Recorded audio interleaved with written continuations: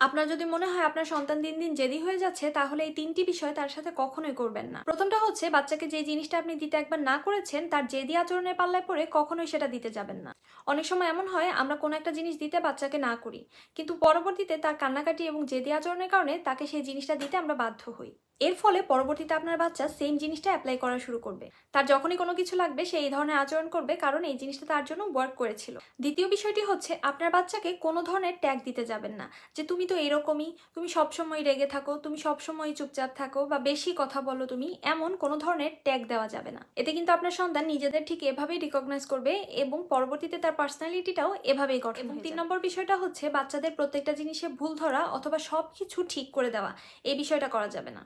আমরা যখন বাচ্চাদের সবকিছুতে অনেক বেশি ভুল ধরি এবং তাদের সবকিছু ঠিক করে দিতে যাই, যে এভাবে করলে ঠিক হবে, ওভাবে করলে ভুল হবে, তখন তারা অনেক বেশি বিরক্ত হয় এবং এই বিরক্তির ফলে তাদের সেলফ কনফিডেন্সও কমে যায়। এতে কিন্তু তারা অনেক বেশি জেদি হয়ে পড়ে। অতএব এরপর থেকে এই ৩টে জিনিসের কোনোটিই কিন্তু করা যাবে না। আশা করি বাবা মারা এই বিষয়গুলো নিয়ে সচেতন হবেন। ধন্যবাদ।